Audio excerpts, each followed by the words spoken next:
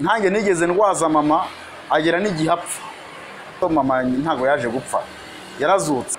Hari uburyo wambara amabere ugakatisha hano mubyita ngo iki, ku buryo amabere yawe hano asigara agaragara. Kuva natangira gutunga telefone ntago ndashyira password muri telefone yanjye. Ngo none ngo wakwambuye wagiye muri douche ngo ugafotora amabere yawe ukayanyoherereza.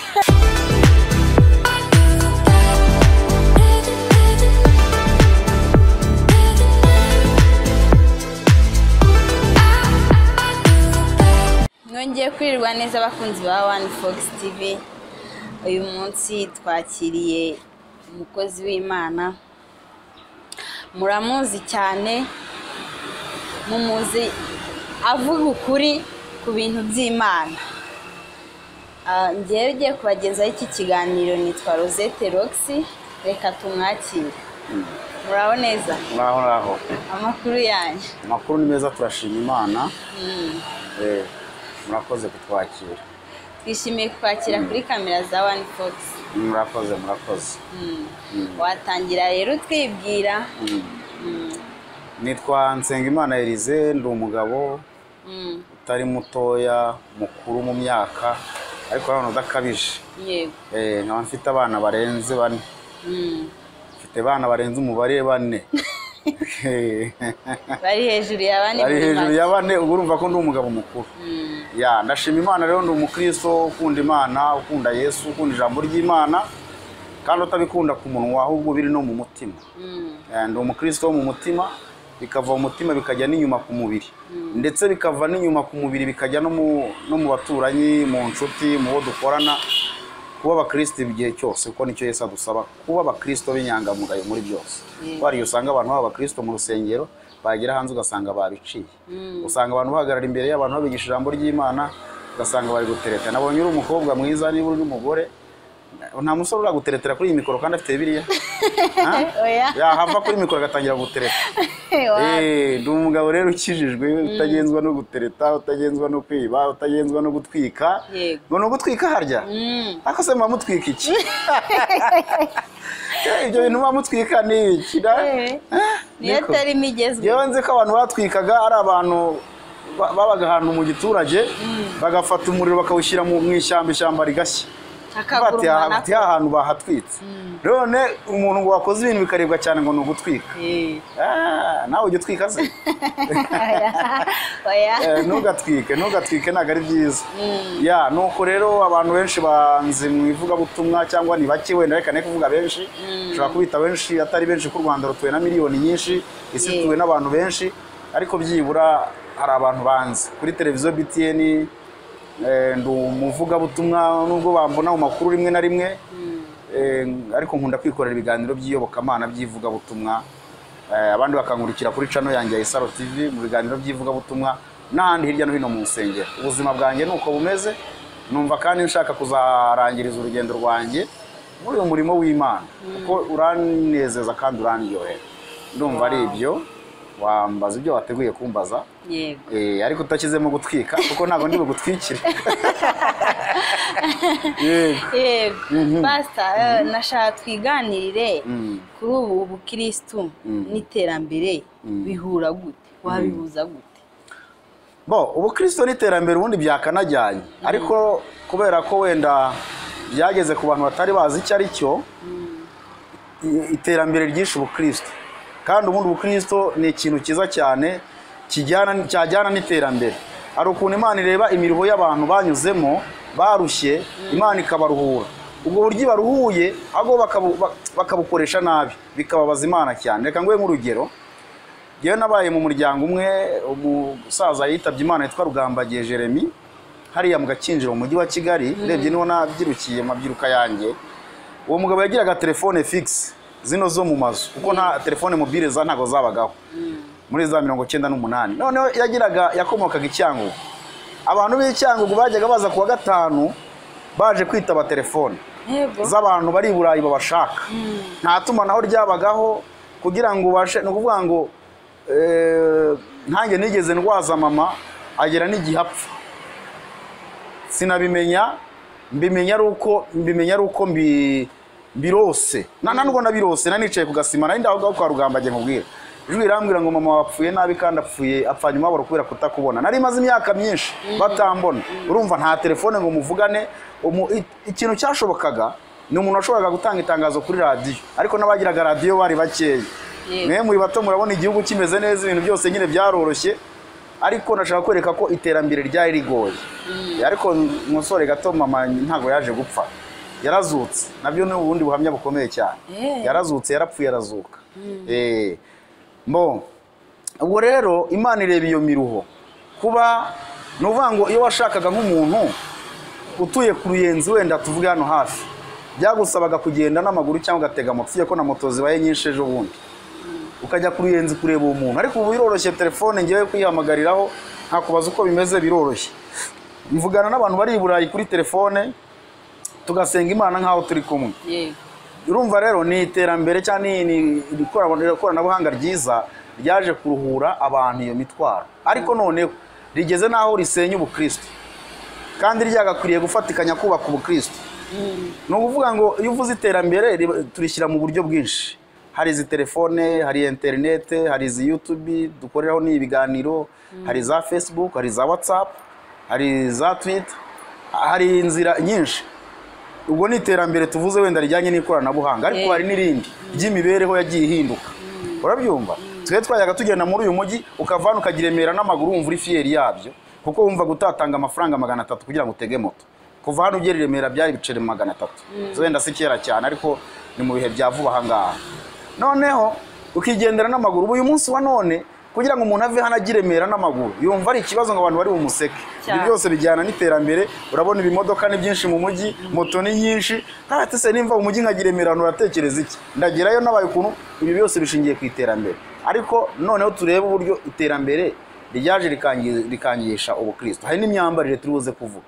Hari imyambaro turi kuvuga. Uyu munsi wa none ugiye kureba ubusambanyi buriho. Jewe nakuriye mu itorero rya ADPR, niho nabaye, wenda ubu ntago ndimo cyane, ndimo ku mutima, ariko ntago ndimo mu buryo bw'umubiri. Ariko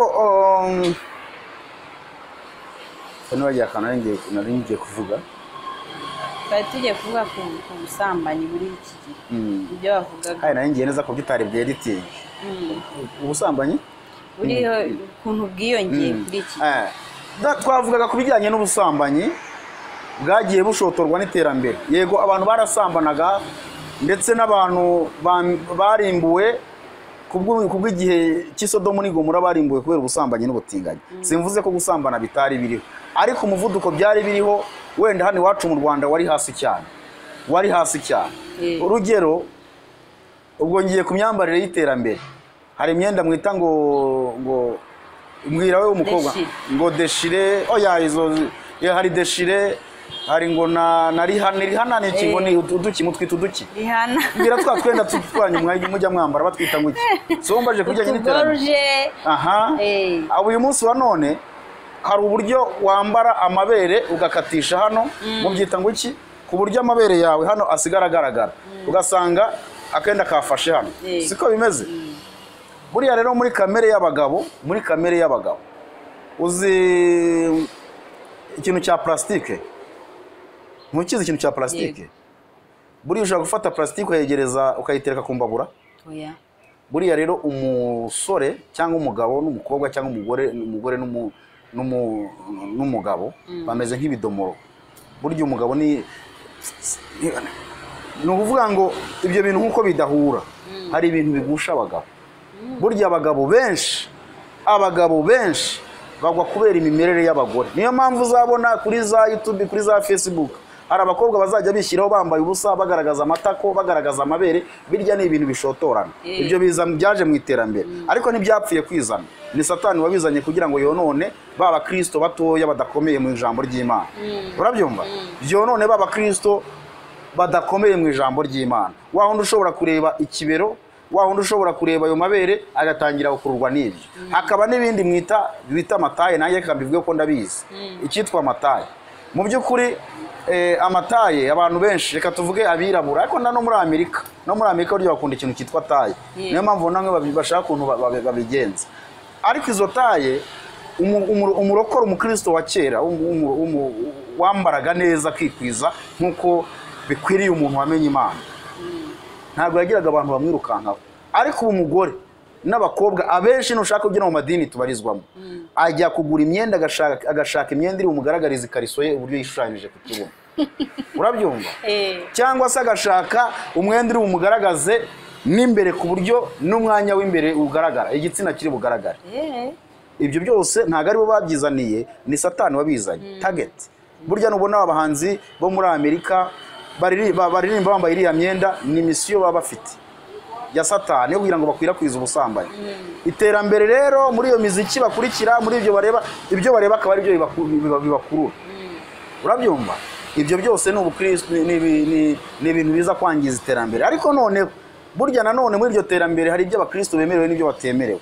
Buriya hari indirimbo giye nemerewe kureba nizo ntemerewe kureba. Kubera iki? Kubera ko hari ibyo tugomba kurinda muri twebwe. Ni ukuvuga ngo isi ikurura abantu. Hari ibintu rero twirinda mu buryo kugira ngo bitatumaramo imbaraga. Sibyo? Yewe ubu tuvugana uyu munsi abana banjye iyo bavuye ku mashuri baba bari mu rugo. Hari ukuntu mba ndyamye nkumva bashyizemo za ndirimbo ngo yo za zindi z'abasore b'iki gihe baririmba ukuntu ni rape ni ibibaba nk'izo ndirimbo ziheruka kuba zajya muri salo umuhungu wanjye mukuru ari mu rugo, kuko ndegerageza ngo umudendeza ariko nkamwereka ibyiza n'ibibi. Ariko bagiyeyo ntabwo ushobora gusanga izo ndirimbo iwanjye. Hari n'ibiganiro byo ku mateleviziyo ntashobora kureba. Icyambere ngenda umuvuga butumwa. Ibyo bintu ureba rero bikumaramo bya bintu uvuga. Urabyumva? Noneho rero reka twigarukire kuri iryo terambere, nidushaka duhere kuri iyi telefone. Iyi telefone ubona si nziza. Ubu ngubu nyireberaho ibiganiro, nakubwiye ko mvugana n'abantu bahariya, ikibazo kibaye cyose mpita nkimenye. Amakuru ibintu byabereye ku isi, ibintu bibereye muri Amerika mu minota 10 waba bamaze kubibona, kandi uzi ko kujya muri Amerika bifata amasaha n'amasaha. Siko bimeze? Iryo terambere ntiryari ryiza. Ariko uyu munsi wa none usanga ibyo tujya kurebaho ni ibyo nahoze nkubwira, na za porno bagiye kubikubwira. Porno bakajya kureba ubusambanyi kuri YouTube. Kandi hariya niho hantu habi abadayimoni binjirira umuntu ku rwego rwo hejuru. Urabyumva? Hakaba rero noneho n'ikintu cyitwa message z'ubuhehesi z'abagabo z'abagore. Ugasanga umugabo afite umugore, urabyumva? Ariko afite abandi bagore cyangwa abandi bakobwa ateretana nabo. Umugore akaba afite umugabo, akaba afite abandi bagabo cyangwa abandi basore bateretana nabo. Uzasanga abantu benshi telefone zabo zibamo password. Simvuze ko gushyira password muri telefone bisobanura ko abantu ari abahehesi, ariko nyamwinshi. Hari nabo numvisha bavuga ngo umuntu ngo agira password ya message, ngo akagira password ya WhatsApp, ngo akagira password ya telefone isanzwe. Niko bimeze? Yewe iyi telefone kuva natangira gutunga telefone ntago ndashyira password muri telefone yanjye. Ariko wenda si niyo mpamvu, kuko ntacyo nkinga ntacyo mpishamo. Urabyumva? Ugasanga nk'ubu ushobora gutungura nk'umugore wawe n'urugero ukamwambura telefone, mukaba mwakwicana aho kugira ngo utware telefone, mukarwana akanambara ubusa kugira ngo utarunguruka ibintu biri muri telefone. Umugabo cyangwa se abantu bakamanuka bavugana kuri telefone, yagira agatangira gusiba amanimero yavuganiragaho n'uwo muntu. Ngiryo rero iterambere ryangije abakristo. Ibyo rero ni ibintu Satani yungukiramo, ariko ni ibintu Imana ihomberamo. Uyu munsi wa none wenda reka ntekereze gutya, ntabwo Imana inejejwe n'iri koranabuhanga dufite, ariko yari duhaye ibona ko rishobora kuyubahisha. Nubwo wenda nta kiyoberwa yabonaga uko bizagenda, ariko yo mu byo yagombaga kudukorera, kuko iraturuhura. Mu kuturuhura rero igakoresha abazungu bagakora ibintu bituma turuhuka. Ariko uyu munsi wa none yirebye ibyaha bikorerwa ku ntuza. Hari umudamu ari muri Canada, ari hehe, ari mu bihugu by'Iburayi cyangwa se ni Amerika wenda. Y'abantu banyandikira ibintu byinshi cyane. Yaranyandikiye arambwira ati umubishop runaka, nako ni bishop ni profete, ati runaka, kuko bagiye bambwira amanyanga y'abantu bo kuri za YouTube bakora. Arambwira ati runaka ubona burya ni umuntu mubi. Ubwo nari nigishije ku cyigisho kijyanye n'uburyo abantu arabesikoro muri uyu murimo w'ivuga butumwa. Binjiyemo baje gushaka amaronko n'amaramuko, baje gushaka nk'imibereho. Urumva? Arambwira ati uzi ko uwo mugabo wanyoherereza audio bagiranye, ngo watandaraje ugafotora hagati y'amaguru kanyoherereza amafoto yawe ngo none se ngo wakwambuye wagiye muri dushe ngo ugafotora amabere yawe ukayanyoherereza urabyumva neza cyakoze ndashimira uwo mugore yabaye umunyabwenge ntiyabikoze urumva iyo abikora ntiyari kunyoherereza iyo audio arayinyoherereza ndayumva si ikoranabuhanga se si ikoranabuhanga rero umukristo mwiza w'umunyabwenge yabyaza umugisha ikoranabuhanga wavuze iby'ubukristo nushaka ujye no kuri YouTube ni umurongo waje wo gufasha abantu udufitiye byinshi bikomeye cyane ku rubyiruko rwacu akazi karabonetse leta biri kuyinezeza ariko na leta burya niyo mpamvu yashyizeho internet hari ibihugu byinshi bidafite internet urumva twabonaga bacukura bagenda bataba amakabure mu mihanda basenya ibintu tuvuga ngo bari guhemuka ariko tukubona inyungu zabyo ariko none ibyo bintu leta yashyizeho bishobora gutunga abantu nta bantu bumva bafungwa se bitewe n'ibintu bakoreye kuri iryo koranabuhanga umuntu akaza guhangana n'uwamugaburiye akaza guhangana na leta yamushyiriyeho ibyo bintu kandi ibyo ahangana na leta ntari bubihindure nta n'ubikureho si ikoranabuhanga se ikoranabuhanga ryica abakristo ariko rikica n'aba bandi batigeze bamenya Imana ushobora kuba utaramenya Imana ariko nawe ukabura n'ubwenge butuma ubyaza ibyo bintu byo musaruro ukajya muri bya ndimwe twanga ngo ugutwika kwa gutwika bikakurangiza bigutwikiye muri gereza iryo ni ikoranabuhanga nta ikoranabuhanga rero ryakabaye ribi ryakabaye ryiza ntangi ikoranabuhanga ryanjye nkoresha rivuga ubutumwa bwiza telefone yanjye ubunyiguhaye ntago wabonamo umuntu wanyandikiye ngo sheri ngo bite telefone yanjye nyiguhaye ntiwabona umuntu ducata w'igitsina gore dufitanye amagambo y'ubuhehesi ntabyo wabonamo telefone yanjye irejejwe telefone yanjye mbese nikubwira ngo irejejwe ubyumve ko ikijejwe urabyumva ubu rero nyikoresha neza ndasharinga iyo nakoze ikiganiro nkagisharinga kikagera ku bantu bakumva ubutumwa bwiza kandi bakihana benshi bamamagara bihana bamwe ati n'ubwa mbere twumvishe ijambo ry'Imana riteye riki nuko Imana idushaka rero ntunge telefone kwe kubangamira umugore wanjye ubu nawe wasanga ufite abasore batabarika kandi ukagira wo mupanga gahunda y'ubukwe kandi ufite abandi hirya no hino kandi bigusetse ukazakora ubukwe mu majyambere utahanye ukazajyana n'abo bagabo bagutereta n'abasore bagutereta kugira umwe n'ibikunda amva yewe ukabambukana mu rugo ugiyemo ntabwo sibe byashoboka urumva we na message ukazisiba ukubera ko mu cyumweru kimwe ukwezi ugikunze umugabo yanyaruka ukongera ugacata na wa muntu ibyo byose binyura mu ikoranabuhanga reka nkubwinguhe urugero wumve ko ikoranabuhanga ryabaye ryiza ariko rikaba na ribi kera hari utwandiko abantu bajyaga bandika nanjye nigeze nkandikaho noneho urwo rwandiko wajyaga kwandikira umukobwa ni amagambo abantu bose bari hejuru yanjye n'abari mu myaka yanjye kuko ntago ndi mutoya bakandika amagambo avuga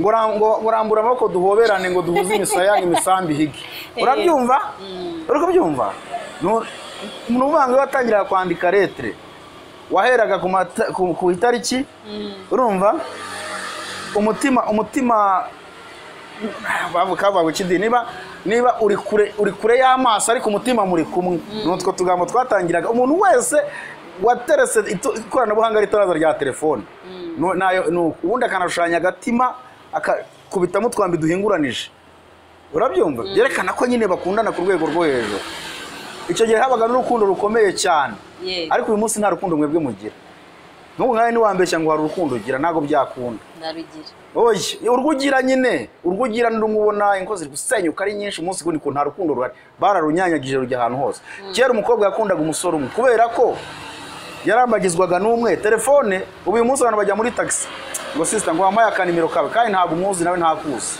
ugasanga ufite abantu mwagiye mumenyana mutagize ikintu muhuriraho nibyo ko bavanga inshuti yikura ku nzira ariko uyu munsi noneho biroroshye uragenda umuntu akwaka nimero yawe akaguhamagara utaragera no mu rugo akakubwira impamvu yagukunze ndetse ukagera mu rugo mwamaze no kwemeranya urukundo mutanaziranye ari naho nazango zisenyukira umunsi ku wundi urabyumva ikoranabuhanga rero ryari ryiza ariko nanone riba ribi ariko kuba ribi n'abantu barihinduye ribi ubwaryo ntago ari ribi ahubwo abantu barihinduye ribi nicyo kibazo gikomeye cyane none hari n'ibyo uvuze hari n'abantu ujya mu rusengero ugasanga abantu bari gucata umuvuga butumwa cyangwa umubwiriza arimo ari gusoma ijambo ry'Imana cyangwa abaririmbyi bari kuririmba cyarimo n'izindi gahunda ukabona umuntu ari muri gutya mu rusengero ibyo nabyo ni ubuhenebere cyangwa se ni ibyangiza ubwo bukristo wavugaga abakristo rero ikintu bakwiriye gufata bakamenya ntibamenye ko ikoranabuhanga iyo barebye nabi rirabayobya, rirabajugunya, rirabangiza. Kandi si abakristo gusa, byo no kuri babandi barwanira kuba bigisha babandi, babandi bahagarara imbere babigisha. Niyo mpamvu ijambo ry'Imana rivuga ngo abazi byinshi bazabazwa byinshi. N'aba babwiriza se ubo nabo barasigaye. Ubwo uvuza abakristo, kuko hari igihe umuntu avuga ngo umukristo, n'aba bantu b'abanyamadini ashobora kubwira ko atari umukristo. Ndi profete, ndi bishop, ndi apotre, ndi rabi. Ubukristo akumva ko ari ikintu gisuzuguritse. Kandi ubundi ubukristo bisobanura uwa Kristo nyine, uwahinduwe akaba uwa Kristo, agatandukana n'ibyaha, akava mu bintu bibi. Nicyo gisobanura ubukristo. Kuba umukristo si ukwinikwa mu mazi, si ugushyirwa amazi ku gahanga. Kuba umukristo ntabwo ari ya migenzo yindi. Kuba umukristo ni ugukora ibyo Kristo agusaba, ibyo Yesu agusaba. Igihe rero umuntu yatangiye kuyoborwa n'ikoranabuhanga agakora ibitajyanye n'uko ikoranabuhanga n'uko ijambo ry'Imana rimuyobora, icyo gihe ntabwo ari uwa Kristo. Ubundi banabimenye noneho, mbibamenyeshe banabyumve neza. Abantu be kwitiranya ibintu ngo ndi umukristo, ngo ndi uwa Kristo.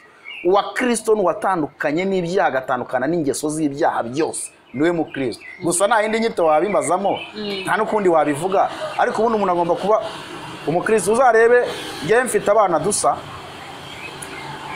dusa ku buryo hari umwana wanjye umuntu abona agahita ambwira ngo hari umwana unabonye umeze gutya. Uko mbona niko abana banjye baza bameze.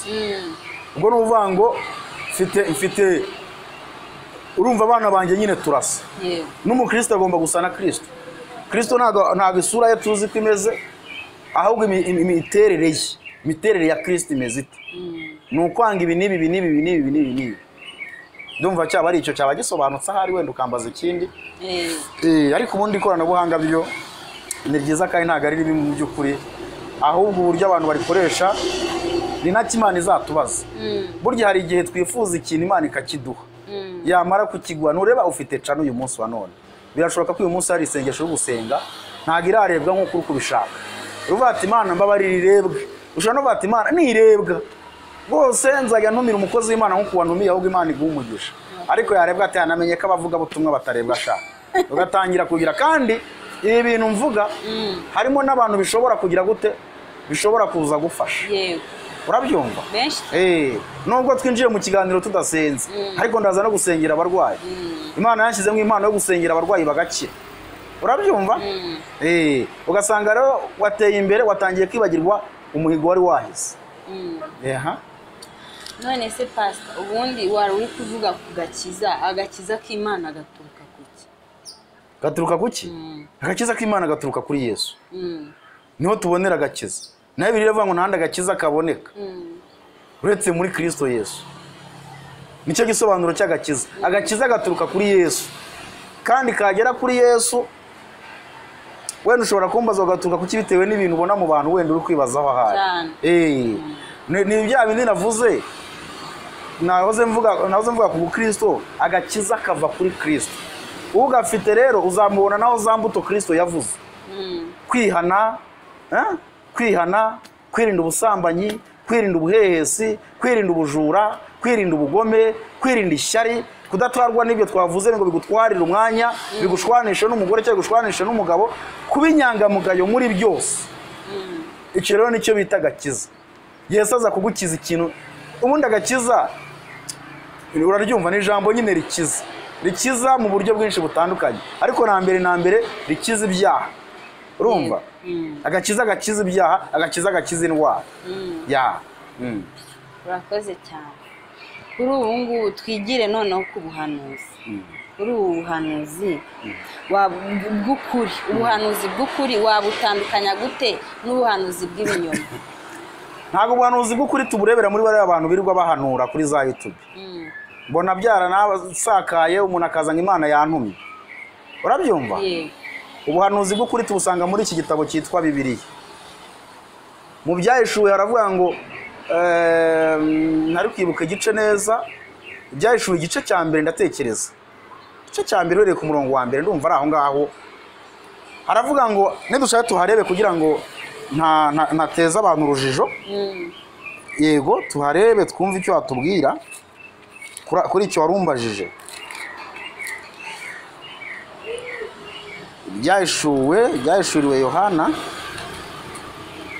ibyahishuriwe Yohana, twumve icyo hatubwira ibyahishuriwe Yohana. Nibyo ibyahishuriwe Yohana igice cya mbere ku murongo wa 3 aravuga ngo hahirwa usoma ayo magambo y'ubu buhanuzi, hahirwa n'abayumva bakitondera ibyanditswe muri bwo, kuko igihe kiri bugufi. Ubuhanuzi bwa mbere bukubiye muri iki gitabo cyitwa Bibiliya, sibyo? Kiri muri ahangaha niho hatubona ubuhanuzi bwa mbere, kuko kiguhanura uburyo wihana, kiguhanura uburyo witwara, kigushyira ku murongo, kikakugira umuntu umwe wahoze umbaza ngo agakiza ni iki. Agakiza tukabona kanyuza aha, kava ku Mana ariko kakanyura, kuko nta muntu, nibyo hari abantu bamenye Imana bitanyuze hano ariko bikazarangira n'ubundi bagarutse hano. Imana ishobora kugusanga uryamye, ishobora gusanga mu kazi, ishobora kugusanga hariho hose, ikakwiyereka ikagira ibyo ikubwira ugomba gukora. Noneho warangiza ugahinda umushyitsi ugakizwa. Hari abasirikari bajya banyandikira, Imana ibaha umugisha bari mu butumwa bw'amahoro, akambwira ati nabonye ibiganiro byawe, nakirijwe hano ndi ku rugamba cyangwa ndi mu ishyamba, nta Bibiliya mfite, ntaki, kandi niyo mfite simenye ibyo ari byo. Ati none ndi gusobanukirwa, ariko igihe kizagera asobanukirwa iby'iki gitabo. Wahamagarwa n'Imana utaguhamagariye muri iki gitabo, finaroma kugira agakiza gakomera uragaruka kuri iki gitabo kugira ngo umenye ibyo ugomba kwirinda n'ibyo ugomba kwitwararika. Urabyumva? Noneho rero turi ku buhanuzi. Mbere na mbere nkubwiye ko ubuhanuzi buturuka hehe? Buva ku Mana ariko bukanyura muri iki gitabo cyitwa Bibiliya. Ariko hakaba n'ubundi buhanuzi buboneka hake muri iki gihe, ariko kera bwahoze bubaho. Buboneka nkubwiye hake, ari nayo mpamvu nza kubwira abantu ngo banabwitondera, ahubwo babwitondere, babugendere kure cyane. Ubuhanuzi burahari, ariko muri Bibiliya hari ijambo rivuga ngo kubera ko banze kumva ukuri, ngo nzareka umwuka w'ubushukanyi ugendere muri bo cyangwa uture muri bo. Ibyo ni ijambo ry'Imana riri muri Bibiliya. Kuko banze kwemera no kumva ukuri, nzareka umwuka w'ubushukanyi ugendere muri bo. Hari ubuhanuzi Imana ikwibwirira ku giti cyawe, hari ubuhanuzi wumvisha ijwi, hari n'ubuhanuzi Imana ikubwira gusanze mu nzozo ryane, hakaba n'ubuhanuzi Imana gutumaho umuhanuzi agahaguruka akavibuna kakakuzanira ubuhanuzi. Urabyumva? Urumva? Hakaba ubuhanuzi umuntu akuzanira.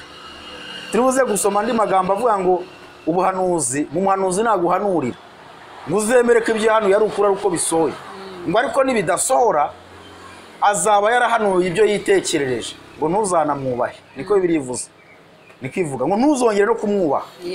Rero ubuhanuzi urashaka kumbaza kubwibona mu madini no kuri za YouTube 98 hasigaye kangahe? Hasigaye kabiri.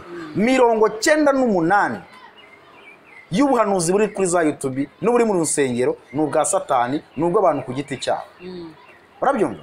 N'ubwo abantu ku giti cyabo ntago ari ubw'Imana. Mwese ntaguciye mu ijambo nkaho ngaho abantu bazava mu rujijo gute? Kuko urumva bari kuva mu rujijo, abantu nibakizwe bave mu byaha, batandukane n'ibyaha. Imana iyo ifite ikintu kumenyesha irakikumenyesha. Siko bimeze?